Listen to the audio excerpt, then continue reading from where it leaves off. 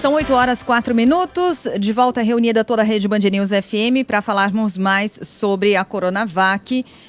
Tivemos um resultado divulgado ontem à noite, um resultado importante e bastante otimista. A Coronavac é segura, tem capacidade de produzir resposta imune no organismo 28 dias após a aplicação em 97% dos casos. Na linha conosco, a partir de agora, está o secretário de Saúde do Estado de São Paulo, Dr. Jean Gorenstein. Bom dia, secretário.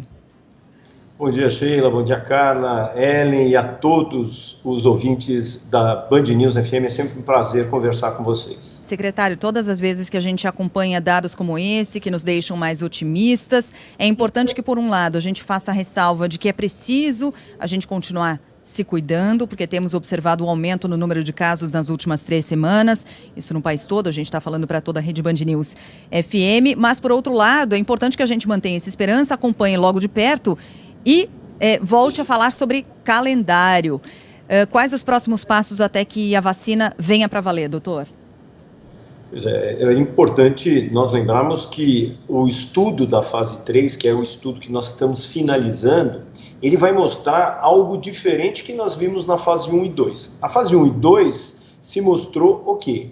A segurança da vacina, com efeitos colaterais mínimos. O maior efeito colateral que se identificou foi dor no local da aplicação, e uma dor leve, comum a todas as vacinas, e que em nenhum momento teve a sua interrupção, tanto nesses trabalhos iniciais dessas fases primárias, e que mostrou o que nós chamamos imunogenicidade. A imunogenicidade é a capacidade que uma vacina tem de produzir anticorpos, que são algumas proteínas que neutralizam o vírus.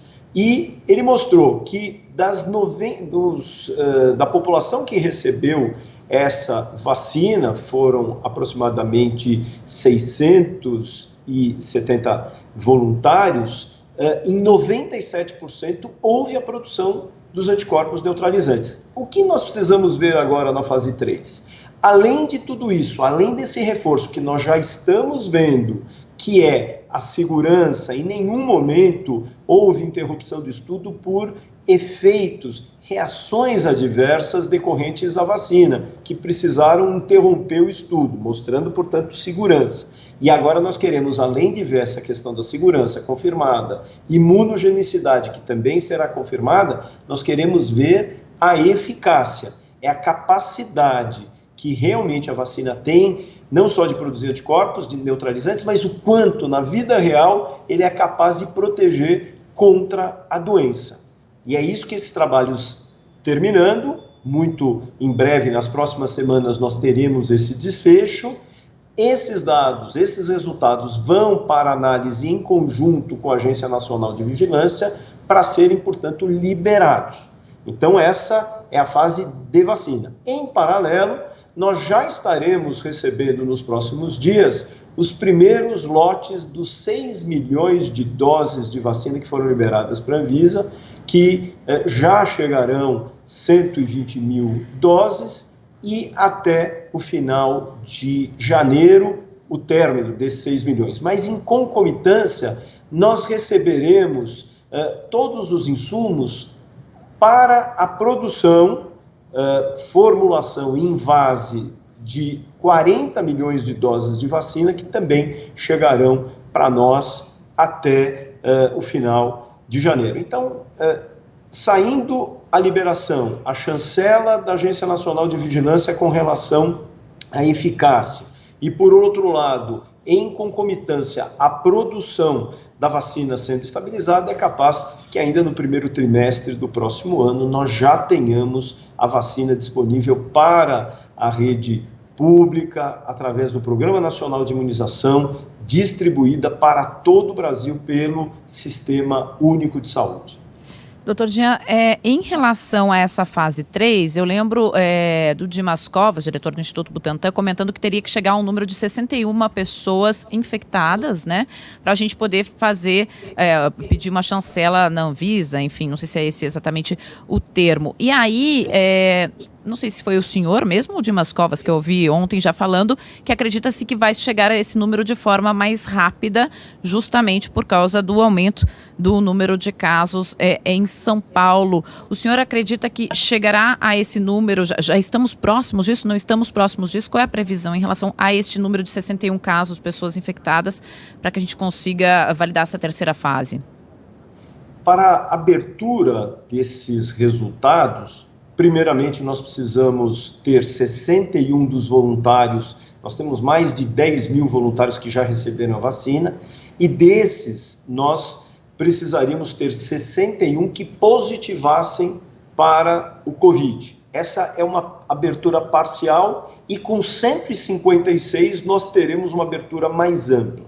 O que vinha acontecendo até agora? Primeiro, que durante 12 para 13 semanas nós tivemos uma queda importante do número de casos, internações e óbitos, o que mostrou uma dificuldade de circulação de vírus maior na população, especialmente nesse grupo que são profissionais da área da saúde e dessa maneira são aqueles que mais se protegem em relação à população de maneira geral. Então, essa dificuldade de atingir esse número era uma das grandes preocupações que pode, sim, ser atenuada frente a esse incremento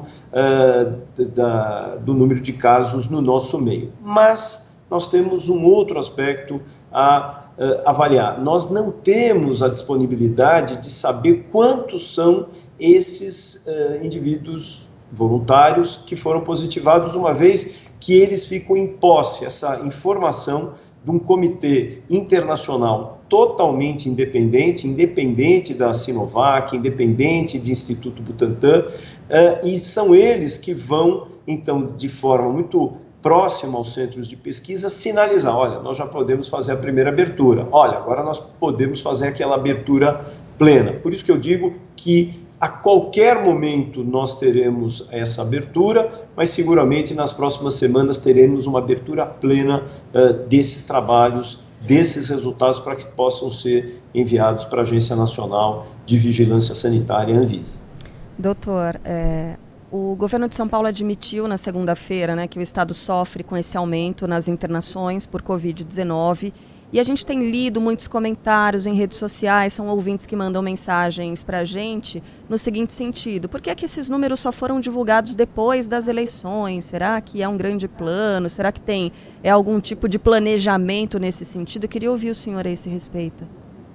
Essa pergunta é importantíssima, eu tenho recebido ela por parentes e amigos também.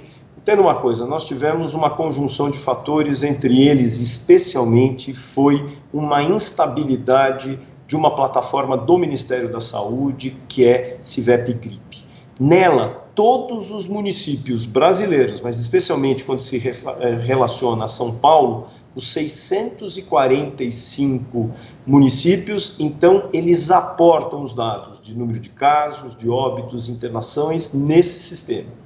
Nos últimos 10 a 11 dias, nós tivemos 2 dias apenas que esse sistema funcionou, e mesmo assim de forma parcial, e veio a ser retomadas as suas atividades ontem, depois que os problemas técnicos foram estabelecidos. Não só São Paulo, mas 4 estados também tiveram o mesmo problema, e que dessa forma não trouxeram as informações em tempo real, como nós vínhamos trazendo, como nós vínhamos apresentando.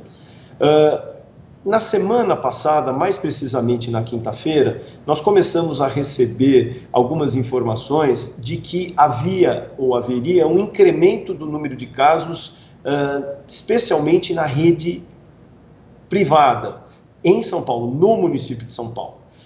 Em contato direto que tive com os seus presidentes e diretores, a referência deles é que pelo menos 40% se tratassem de pacientes que vinham de outros estados para cá, uma vez que são hospitais de referência. Dessa maneira, nós então precisávamos ter outros dados que pudessem revelar a realidade do estado, ou seja, mostrando o que está acontecendo nas 17 diretórios regionais de saúde, para que a gente não apenas dissesse, olha, aumento na rede privada, mas eu preciso saber na rede pública, porque esse vai ser o termômetro de que existe uma circulação do vírus. E nós conseguimos, de forma praticamente artesanal durante o final de semana, que o Serviço de Vigilância Epidemiológica, que contempla essas informações, conseguissem, em mais de 1.000 hospitais, incluindo públicos,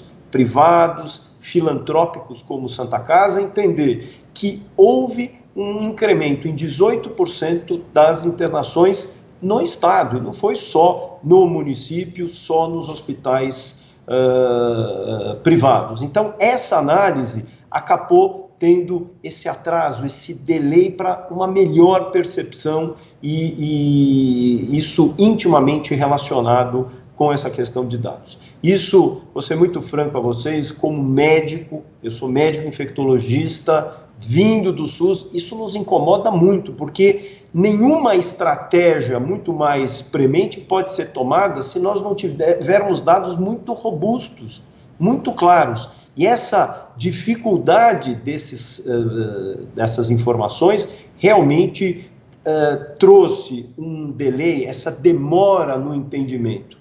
E é isso que nós não queremos. Felizmente, esse sistema voltou a funcionar ontem.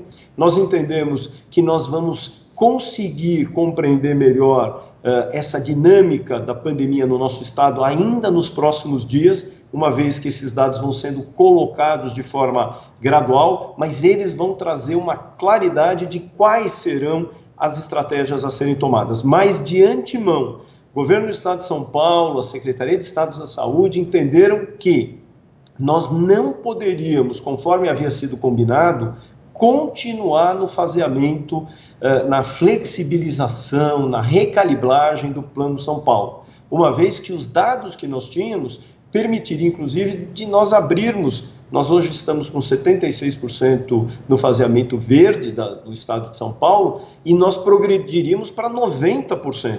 Quer dizer, se nós não temos dados reais que pudessem fazer isso, foi de uma forma muito cautelar e responsável que nós não o fizéssemos e não fizemos mesmo, pelo menos nas próximas 2 semanas, para que nós enxerguemos de uma forma muito lúcida, com dados muito claros e robustos, quais serão as medidas a serem tomadas para cada uma das regiões do estado de São Paulo. É claro, doutor, que há necessidade e uma preocupação de que se separe política da ciência, política da saúde, mas estamos em meio a uma eleição, com realização do segundo turno no dia 29. As medidas de restrição ou não, a flexibilização ou não do Plano São Paulo devem ser anunciadas no dia 30, dia seguinte. Até lá, nada muda, ou seja, com esses dados em mãos, com o que há de informações até o momento sobre essas internações, sobre aumento no número de casos,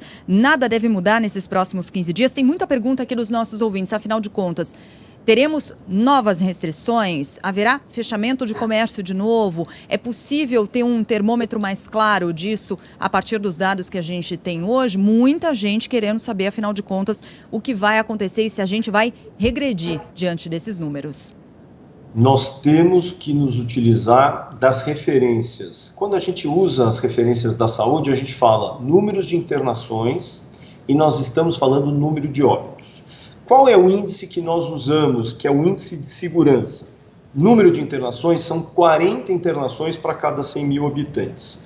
E número de óbitos são 5 óbitos para cada 100 mil habitantes. Se qualquer índice desses aumentarem, eu faço o plano de contingência é despolarizado no sentido de recalibrar essa região para uma fase anterior, garantindo a segurança tanto da assistência à saúde, como fazendo um controle localizado, customizado da pandemia naquela região. Então, isso é muito importante. Então, quando você me pergunta, nós vamos ficar esperando mais 2 semanas? Não, esses dados já estão sendo compilados. À medida que esses dados revelarem qualquer risco para qualquer região, isso vai ser procedido no sentido de garantir segurança daquela população, segurança na assistência em saúde de cada uma das regiões do estado de São Paulo. Mário de São Paulo, doutor, pergunta, como é que vai ficar o segundo turno das eleições? Será que vai ter algum tipo de... É claro que a gente sabe que é o Tribunal Regional Eleitoral o responsável por organizar, né, todo o processo eleitoral, por organizar os locais de votação, por colocar álcool em gel ali disponível ao lado de todas as urnas, nas mesas e tudo mais. A gente sabe que é responsabilidade do Tribunal Regional Eleitoral, mas a Secretaria da Saúde, ela sempre tem atenção com relação a isso também, porque o depois fica a cargo do governo do Estado, né? Existe algum tipo de plano conjunto a ser desenvolvido, na opinião do senhor? Algum tipo de medida de prevenção que pode ser adotada, então, nesse segundo turno em São Paulo? Olha, o que nós observamos exatamente nos pleitos agora de votação, nos locais de votação, é um respeito que foi muito bem elencado pelo Tribunal Regional Eleitoral, no sentido de fazer com que todas as normas e os ritos sanitários fossem estabelecidos. Foi extremamente importante proceder dessa maneira, garantindo que aquele que foi realmente proceder ao seu dever cívico tivesse toda a segurança na hora de votar. Isso realmente aconteceu em todos, ou pelo menos a maioria dos locais. Nós não tivemos nenhum informe de algum local que não respeitou qualquer regra. Então isso nos deixa bastante seguros e confiantes nessa continuidade. O que nós pedimos, e é muito importante, nós não estamos falando de algum setor A ou B da população que respeita ou deixa de respeitar. Nós precisamos entender que, assim como nós tivemos o apoio da população para o sucesso do Plano São Paulo, o Plano São Paulo, se não tivesse tido o apoio da população, ele não teria conseguido salvar vidas. Nós tivemos, infelizmente, mortes, nós tivemos um número de casos muito grande, porém, infinitamente menores do que aqueles que nós teríamos se a população não atendesse os nossos chamados de ficar em casa enquanto eram melhoradas a assistência em saúde, né? Melhorado as condições, praticamente triplicado o número de leitos de UTI, melhorado as aparelhagens de cada uma dessas instituições por todo o Estado, garantindo que ninguém tivesse ficado desassistido. E as flexibilizações, esses planos de calibragem, foram trazendo de forma gradual as pessoas à rua, sempre seguindo as normas sanitárias. E a gente percebia o quanto as pessoas colaboravam, porque as pessoas realmente viam aquela possibilidade de voltarem ao seu normal. Só que o que nós temos observado nas últimas semanas, que esse desgaste, por se tratar de uma doença muito prolongada, diferente de uma tempestade que logo passa, aqui nós estamos há muitas semanas, há muitos meses, e esse desgaste fez com que muitas pessoas passassem a ter um termo que eu não gosto de usar, o negacionismo, e simplesmente falam, não, esquecem, e fazem festas, e fazem encontros muitas vezes de casais em casa, achando que, não, aqui não vai ter problema, é só aqueles dois casais que também se protegem. E esse é o problema, porque são cenários de risco, são pequenos cenários de risco. Se qualquer um de nós que estamos aqui ouvindo a rádio, observem nas suas redes sociais os encontros entre as pessoas. Por várias vezes eu vejo foto e eu falo, não pode ser. Essa foto é lá de trás, é antes da pandemia. E quando você vai ver, tem alguém com uma máscara no queixo, que é isso que sinaliza que aquele evento aconteceu num dia antes ou 2 dias antes. Então é essa consciência que nós temos. Nós estamos falando para as pessoas, na época falávamos, fique em casa. Hoje, se você precisa sair, saia com responsabilidade. Saia com todos os ritos sanitários para não trazer o vírus para casa, para não ter o risco de você levar para alguém da sua família, para um amigo que muitas vezes pode ter, ou pela idade, ou por doenças crônicas, pulmonares, cardíacas, evoluir de uma forma grave e até mesmo fatal. Então nós temos que ter essa consciência. A mesma população que nos ajudou muito, é a mesma população que hoje, eu não vou falar como secretário, mas como médico infectologista, eu digo, nós precisamos todos juntos, fazer esse papel dentro da nossa casa, com os nossos amigos, no nosso trabalho, sinalizando as pessoas que não fazem de forma adequada as suas atitudes, porque só assim nós poderemos controlar realmente a pandemia e evitar que nós retornemos a números alarmantes e, pior, números que vão retomar a possibilidade de nós termos aquele direito de ir e vir cerceados. Então, nós precisamos de todos. E hoje, como médico e não como secretário, eu peço a todos, e que bom que seja uma rede nacional, para termos consciência. Isso é fundamental, vai estar nas nossas mãos. Secretário Estadual de Saúde de São Paulo, Dr. Jean Gorenstein, obrigada pela entrevista. Doutor, até uma próxima. Muito obrigado, Sheila, Carla, Ellen, a todos os amigos da Band News FM.